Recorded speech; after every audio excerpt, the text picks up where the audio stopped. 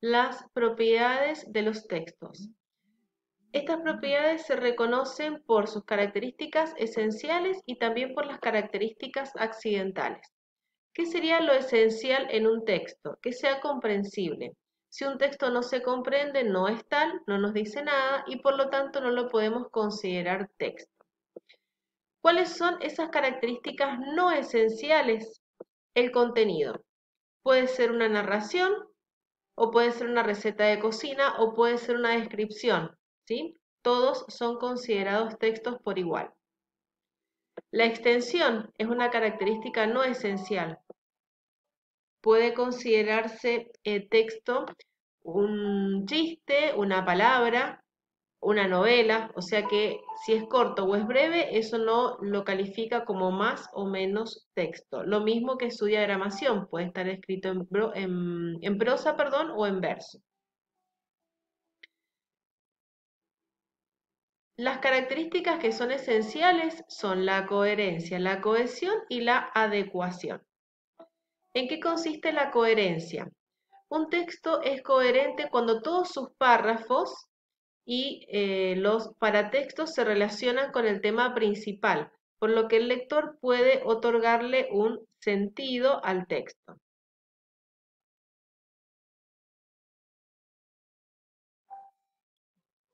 ¿Qué más podemos ver?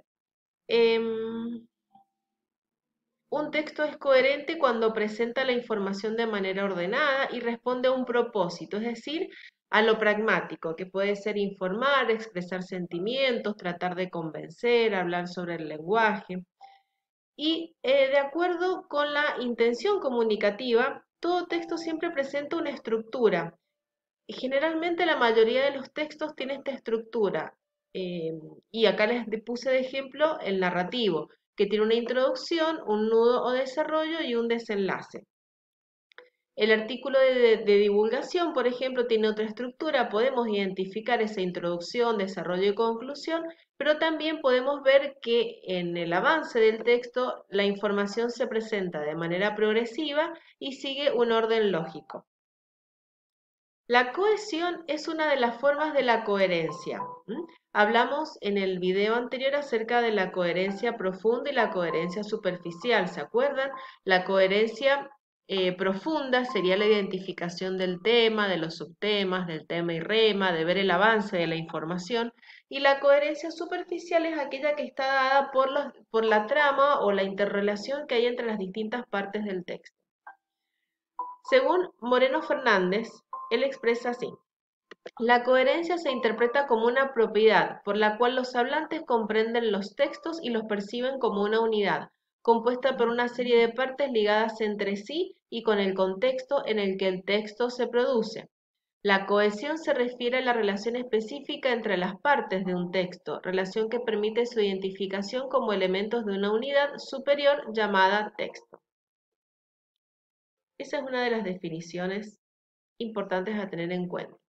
Según Van Dijk, la coherencia también se ve a nivel macroestructural, a través de las partes que se relacionan en el texto. Y vamos ahora a la cohesión. Podemos identificar procedimientos léxicos y gramaticales. ¿Cuáles son esos procedimientos léxicos? Por ejemplo, la repetición, cuando se reitera un mismo término o con variaciones. Les leo un ejemplo. Carlomagno confirió a los carolingios el papel de sucesores del Imperio Romano de Occidente. De hecho, la estrecha vinculación del papado con el imperio provocó el alejamiento de la Iglesia bizantina.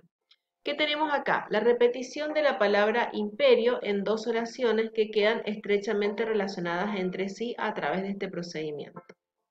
La sustitución es reemplazar un elemento léxico por otro, diferente. Hay distintos tipos de sustitución: por sinónimos, por antónimos. Por sinónimos cuando se emplean palabras de significado equivalente, por antónimos cuando se utilizan dos palabras, construcciones de sentido opuesto. Leamos el siguiente caso. De acuerdo con los cálculos de Amundsen, si alcanzaba el Polo Sur, la fama y el financiamiento de exploraciones futuras serían seguros. En apariencia preparaba una expedición para ir al norte, mientras en secreto planeaba ir al sur. Bueno, acá tenemos dos palabras de significado opuesto norte y sur, que lo van a hacer dentro y fuera de este texto.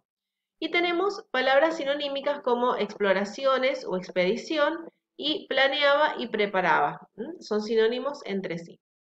Después tenemos la relación de hiperónimo e hipónimo, que esto es muy fácil de reconocer porque tiene que basarse primero en el prefijo. Hiper es algo grande, magno. Hipónimo implica una escasez o algo más pequeño. Entonces, dentro de esa relación hipónimo e hiperónimo hay una palabra que es más abarcadora y otra palabra que queda incluida que es el hipónimo. Por ejemplo, el ébola es una zoonosis. También la fiebre bubónica, la fiebre amarilla y el antivirus provienen del contagio de animales. Cada una de estas patologías refleja la acción de un patógeno que puede contagiarse a los humanos a partir de otras especies. ¿Qué tenemos acá? Tenemos un gran hiperónimo que es patologías, una palabra muy abarcadora que me incluye como hipónimo a la palabra zoonosis. Pero también que podemos ver que la palabra zoonosis puede funcionar como un hiperónimo de los distintos hipónimos que serían el ébola, la fiebre bubónica, la fiebre amarilla y el antivirus. Después tenemos el campo semántico, que es el conjunto de palabras que se relacionan entre sí dentro del texto por su significado. Esto incluye la relación de hipónimo e hiperónimo y un poco más amplia que esa relación. Por ejemplo, en el caso anterior, acá que tenemos la relación de hipónimo e hiperónimo, si agregamos términos como síntomas, tratamiento, duración de la enfermedad, medicación, ya estamos hablando de un campo semántico y no solo de una relación de hipónimo e hiperónimo. Vamos a los procedimientos gramaticales. ¿Cuáles son? Son aquellos que me permiten reemplazar también una palabra por otra, utilizando la referencia o la elipsis, que es una omisión, o el uso de conectores que me permite organizar el texto. La referencia se produce cuando se sustituye una palabra por otra que se refiera a esa palabra que se está reemplazando. Y las referencias pueden ser endofóricas o exofóricas. ¿Cuáles son las endofóricas? Las que se presentan al interior del texto, cuando un elemento reemplaza a otro que ya ha sido nombrado. Por ejemplo, los malvivientes huyeron con toda la mercadería robada, la policía logró atraparlos gracias a la ayuda de la gente. Acá tenemos el pronombre los, en atraparlos, que me remite a una palabra que ha sido nombrada antes, los malvivientes. Esa sería una referencia endofórica. ¿Qué palabras funcionan para establecer relaciones referenciales? Los pronombres, que pueden ser personales, los demostrativos, que funcionan también como adjetivos, los indefinidos, los relativos y los posesivos. Después tenemos la referencia exofórica. Si ustedes ven el prefijo ex o exo, significa afuera. Cuando los elementos lingüísticos no han sido nombrados en el texto y me tengo que remitir al contexto de la situación comunicativa. En este caso sería emisor, receptor, espacio y tiempo. Por ejemplo, te espero mañana para que me acompañes a la oficina, pásame a buscar por acá. Y también podemos ver las relaciones anafórica y catafórica en una referencia. Ana significa antes, o sea, procedimientos que han sido nombrados antes en el texto, como en el caso de los malvivientes, sería lo mismo. Y la relación catafórica es una relación que se da o que aparece después. Primero se nombra el pronombre y después la referencia. Por ejemplo, acá. Ella ha despertado miles de creencias. El alma es un misterio para los seres humanos. ¿Qué tenemos acá? El pronombre personal ella se está refiriendo a el alma que va a ser nombrada en la oración siguiente. Esa es una referencia catafórica.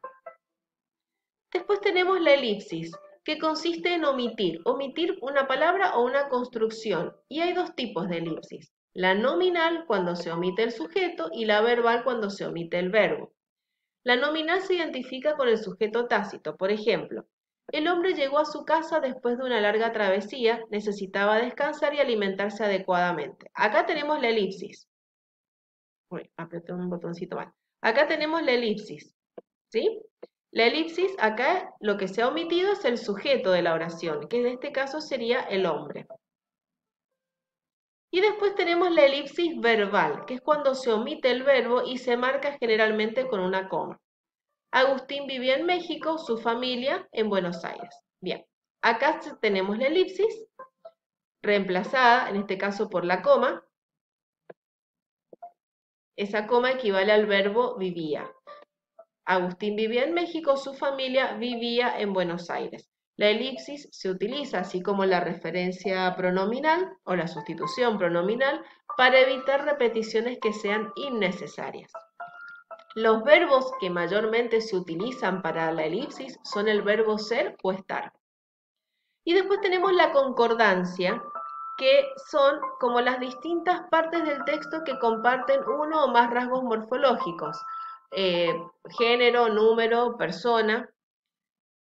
Las lenguas amerindias son las que preexistieron a la colonización. Les doy este ejemplo. Acá que tenemos el verbo en plural, son.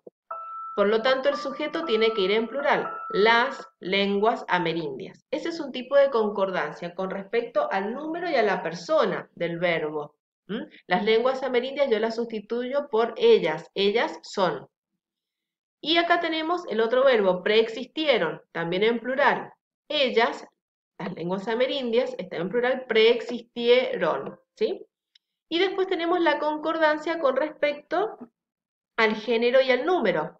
Las lenguas amerindias, femenino, plural, perdón. Y por último tenemos el uso de los conectores. Vamos a ver si los alcanzaríamos a nombrar a todos. Si no, pasamos. Sí, creo que sí. Tenemos unos minutitos antes de que se termine el video. Los conectores son los mecanismos más importantes de la cohesión porque me permiten estructurar, organizar la información del texto en oraciones, en párrafos. Tenemos conectores que se llaman sumativos o aditivos. Ese tipo de conectores se clasifican como copulativos. ¿Cuáles son? Y, ni, además y también. Los conectores causales son aquellos que expresan una relación de causa-efecto. Generalmente la causa se nombra antes del conector. Perdón, aparece el conector antes de la causa, me trabé. Por ejemplo, porque, pues, ya que, puesto que, dado que. Supónganse, porque está nublado, va a llover. ¿Cuál es la causa de que va a llover? Que está nublado. Entonces, tenemos el porque, o pues, o ya que está nublado, tenemos el conector y después la causa.